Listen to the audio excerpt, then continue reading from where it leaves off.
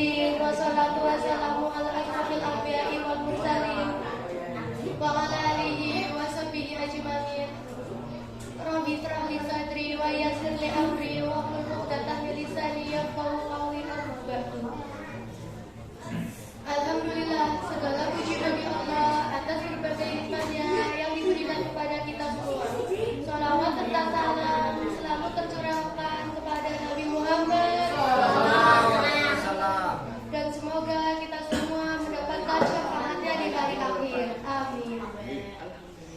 Yang saya hormati Bapak Rahmat Hidayat selaku pengasuh atau guru dari santri-santri Nur Ihsan yang kami harapkan barokahnya. Dewan juri yang kami hormati, para hadirin atau pemirsa, dan santriwan-santriwati yang seperjuangan saya dan yang saya banggakan. Jadi di sini saya akan memaparkan sebuah kutub yang bertema cara memilih ilmu, guru, dan teman. Yang pertama kita akan bahas cara memilih atau mencari ilmu. Jadi memilih atau mencari ilmu itu hukumnya wajib bagi orang Islam laki-laki dan perempuan. Ada kabar gembira khusus dari Rasulullah bagi siapa saja di antara umatnya yang menggunakan masa mudanya untuk menuntut ilmu agama, yaitu ia akan mendapatkan naungan Allah pada hari di mana tidak ada naungan selain naungannya. Hadis riwayat Bukhari dan Muslim. Pada dasarnya, sebelum melakukan ibadah, kita perlu memahami terlebih dahulu. Misalnya, untuk melaksanakan sholat, kita harus tahu aturan sebelum melaksanakan dan tata cara sholat. Maka, tak dapat dipungkiri lagi bahwa ilmu memang sangat penting. Dengan ilmu, pada saat menghadapi persoalan hidup, kita dapat mengetahui jalan yang benar dan yang salah. Begitu pula saat bersikap, kita dapat mengetahui sikap yang baik dan yang buruk. Dengan demikian, kita dapat mengetahui mana arah menuju surga dan neraka. Sehingga kita dapat memilih untuk melangkah ke arah kebaikan dan meraih kebahagiaan dunia akhirat. Surga adalah idaman setiap muslim. Bahkan ia menjadi janji dari Allah bagi banyak amalan saleh yang dilakukan oleh umat Islam. Oleh karena itu, saat Allah menjadikan ilmu sebagai jalan utama menuju surga, maka ini menunjukkan besarnya keutamaan menuntut ilmu. Dengan ilmu, kita sebagai manusia tentunya akan menjadi makhluk terbaik di antara makhluk Allah yang lainnya. Tetapi jika tidak memiliki ilmu, kita tidak akan mengetahui apa-apa yang ada di dunia ini. Jadi marilah kita senantiasa mencari ilmu dimanapun berada. Yang kedua, kita bahas tentang memilih ilmu. Seiring perkembangan zaman, manusia lebih mudah dalam mencari ilmu pengetahuan dan wawasan yang dibutuhkan. Jika pada zaman dahulu para ulama dan ilmuwan menuliskan ilmunya di atas batu pipih, tulang, dan kertas, kini khazanah keilmuan mereka dapat dinikmati melalui media cetak hingga digital. Cara memilih guru dan mencari ilmu pun berbeda dari waktu ke waktu. Jika pada zaman dahulu, ulama dan tokoh-tokoh muslim berkelana ke berbagai negeri demi mendapatkan satu bait ilmu, baik itu tafsir, hadis, maupun ilmu-ilmu lainnya, sampai menghafalkan dan menuliskannya kembali. Maka saat ini masyarakat lebih mudah menimbanya hanya dengan duduk manis mendengarkan lewat radio dan tayangan televisi. Hal dasar yang perlu diperhatikan adalah mencari dan memilih guru yang tepat. tidak akan terjerumus ke dalam pemahaman yang keliru. Ini sangat penting, mengingat belakangan ini juga tidak sedikit masyarakat yang menganggap seseorang itu ustaz hanya karena ia mampu berbicara depan publik ataupun berkreasi di depan di media sosial dengan membawakan ayat Al-Quran maupun hadis-hadis Rasulullah. Padahal tak jarang latar belakang orang tersebut tidak memiliki dasar pemahaman agama yang cukup baik. Kemajuan teknologi telah memudahkan banyak aktivitas manusia dalam memenuhi kebutuhannya. Di antaranya dalam mencari ilmu, fenomena mengaji daring lewat berbagai media sosial telah menjadi tren di kalangan milenial. Meskipun sebagian dari kita mungkin prihatin karena tak semua ustadz tampil masih belum cakap dalam bidang ilmu agama. Beberapa dari mereka sempat membuat polemik karena menyampaikan ajaran yang tak tepat. Karena menyampaikan ajaran yang tak tepat, kendali ada masalah dalam hal kapasitas dan sanad keilmuan. Ironisnya, mereka terlanjur dikerubungi para pengikut fanatik. Padahal Abdullah bin Mubarak telah mengatakan sanad adalah bagian dari agama. Seandainya tidak ada kewajiban mengambil sanad, niscaya siapa pun akan mengucapkan apapun yang ia inginkan mengenai agama. Muqaddimah Sahih Muslim halaman 9. Sanad keilmuan adalah nilai penting dalam mencari ilmu agama.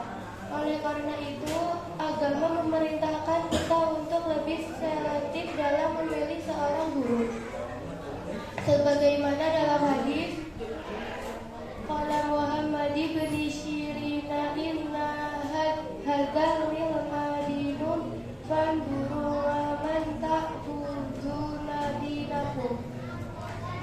Muhammad bin Sirin mengatakan, sesungguhnya ilmu ini adalah agama. Maka lihatlah dari siapa kalian mengambil agama kalian.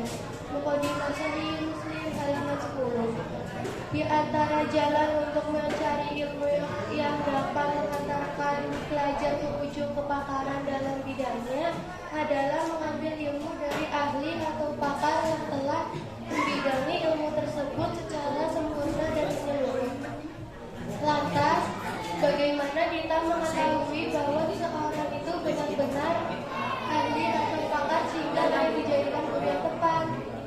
Imam Asy-Syatibi dalam kitab Al-Muwafaqat menjabarkan dua tanda dan bukti kepakaran seorang guru dalam bidang ilmu. Pertama, ia telah mengamalkan apa yang telah ia pelajari sehingga ucapan yang keluar darinya sesuai dengan perbuatannya. Kedua, ia adalah seorang guru yang dahulunya ditempa oleh para pakar dalam bidang keilmuan tersebut. Ia telah sempurna mengambil ilmu dari guru-gurunya, serta ia telah lama hidup bersama dengan guru-gurunya, sehingga ia pantas mendapatkan pujian dan gelar sebagaimana guru-gurunya. Yang ketiga, kita akan bahas cara memilih teman. Pertemanan adalah suatu hubungan yang positif karena melandaskan ukhuwah Islamiyah atau hubungan persaudaraan. Umat muslim dianjurkan untuk selalu menjaga ukhuwah Islamiyah sebagaimana sabda Rasulullah berikut. Orang mukmin dengan orang mukmin yang lain seperti sebuah bangunan. Sebagian menguatkan sebagian yang lain. Hadis riwayat Bukhari. Dengan menjalin pertemanan, itu berarti seorang muslim telah menjalin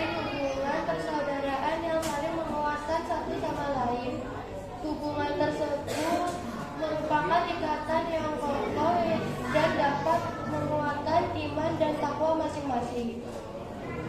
Allah Subhanahu wa Ta'ala berfirman, teman-teman akrab pada hari itu sebagiannya menjadi musuh bagi sebagian yang lain, kecuali orang-orang yang bertakwa. Quran Surat Az-Zukhruf 67. Selain menganjurkan untuk menjalin pertemanan, Islam juga mengajarkan bagaimana cara memilih teman yang baik. Seperti apa caranya? Cara memilih teman menurut ajaran Islam adalah teman yang mengarahkan kita pada kebaikan. Ada upaya untuk secara bersama-sama meningkatkan iman dan takwa, sehingga dapat meraih surga bersama-sama. Allah Subhanahu wa Ta'ala berfirman, sesungguhnya orang-orang beriman itu bersaudara. Quran Surat Al-Hujurat 10. Dengan memilih teman yang membawa ke arah kebaikan, akan tercipta rasa saling tolong-menolong. Nantinya jika mengalami kesulitan, seseorang teman pasti akan menolong. Itu karena teman yang baik akan selalu hadir pada saat suka maupun duka. Itu mengapa Islam mengajarkan bagaimana cara memilih teman yang baik. Sebab perangi seseorang sedikit banyak akan ikut mempengaruhi temannya. Maka dari itu, jika memilih teman dengan kerangka yang buruk, tak menutup kemungkinan kita akan terjerumus pada keburukan. Pertemanan dalam Islam juga menekankan pada rasa kesetiakawanan. Hal ini karena pertemanan dianggap bukan sekedar hubungan biasa, tapi juga persaudaraan. Maka tidak diperkenankan untuk bertengkar dalam waktu yang lama, mengkhianati atau tidak mau membantu teman meski mampu. Karenanya, pilihlah teman yang saling mengingatkan dalam kebaikan, mengajak kebenaran, menjaga kesabaran, serta keadilan. Mencari teman yang sesuai ajaran Islam, insya Allah akan membawa keberkahan. Intinya, jika kita ingin memiliki ilmu yang baik, yang sempurna, kita harus benar-benar bisa memilih ilmunya. Tentunya kita tahu ilmu apa yang sedang kita cari. Kedua, memilih guru. Memilih guru itu juga penting. Jangan sampai guru yang kalian dapat malah guru yang jargoni, ngajar tapi orang tua melakoni. Yang ketiga, kita juga harus pandai memilih teman. Mengapa? Agar kita tidak terjerumus pada pergaulan bebas yang membawa dampak negatif pada diri kita. Maka dari itu, kita harus pandai bergaul dan memilih teman.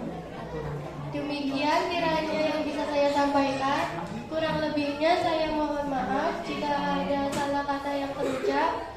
Dan atas perhatiannya saya ucapkan terima kasih yang sebesar-besarnya. Pergi memancing ke Sungai Sula, nila dipancing di hari senja. Salam undur diri dari saya untuk teman-teman semua. Wabillahi taufiq wal hidayah. Wassalamualaikum warahmatullahi wabarakatuh. Waalaikumsalam warahmatullahi wabarakatuh.